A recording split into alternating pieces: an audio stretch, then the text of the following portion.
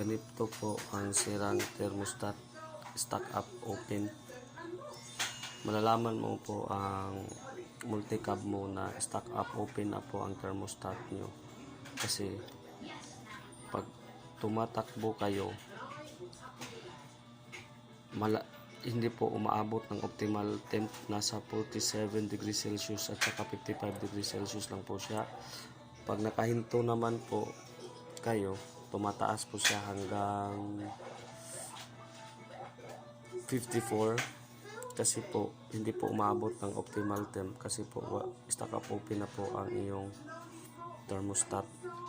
Pag tumatakbo naman po kayo at binibirit nyo ng mabilis ng tanghali po na may init, umaabot lang po siya ng 70 degrees Celsius. Ito po ang bago nating thermostat. Ito po ay thermostat ng DE64 transformer at saka ito naman po ay sa multi-cab F6A. Ito po siya, papalitan po natin ito. Ito po yung kanyang thermostat. Malalaman mo po na hindi po sila pareho dahil sa torn po ng spring. Tingnan niyo po ang spring na ito. At saka ito malaki po ang sa DE kaysa F6A. Pwede po itong magamit sa F6A pero hindi siya napo-pull open kasi malaki ito. Mag-overheat kayo pag ito ang ginamit nyo sa F6A nyo. At ito naman po ay sa Toyota Corolla. 76 degree lang po ito na thermostat. 76 degree. Ito po ay 82 at saka po ito 82 pang Toyota Corolla Altis or Vios. Innova, magkapareha lang po. Ang nagkaiba po nila nito, ito po ay may inuupuan na bypass. Pag nag-o-open na po siya, ito wala. Sa ibang thermostat, tignan niyo po. Ganito po ang pag-test ng thermostat niyo. Kung functional pa ba siya or hindi na. Ilagay niyo po dito sa mainit na tubig at tignan natin po kung nag-o-open ba itong mga bago natin thermostat. Ito 76 degree po itong isa at saka ito mga 82 degree.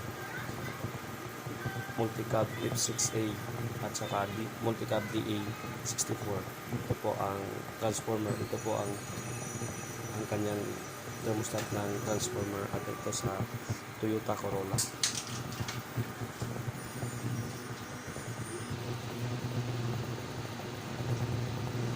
Ito po 76 degrees Celsius. Ito po ang unang mag-o-open. Napaka-importante po itong thermostat ng ating sasakyan kasi po ito po ang nagko-control ng init at lamig ng ating sasakyan. Ito. Tignan niyo po mga paps.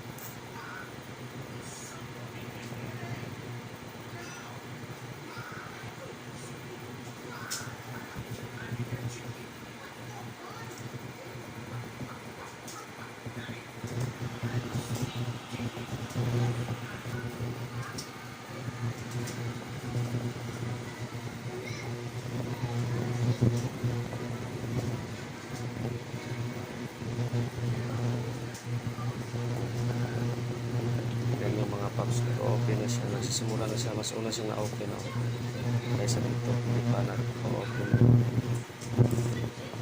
Dito tingnan natin 76 degrees Celsius po, open na po siya.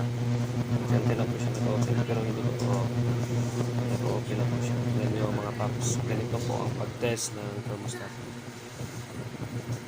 Open na po siya, tignan yung mga paps. Open na po siya. Ito, open up din. 82 degrees Celsius, 76 degrees Celsius.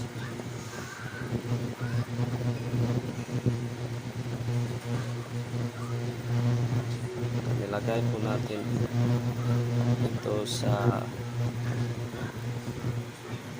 palamig na tubig. Nagpo-close po ito mga paps.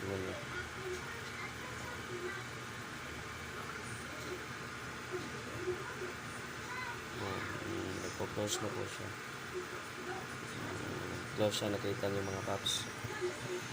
Nag-open na po din ito kapag nilagay mo dito.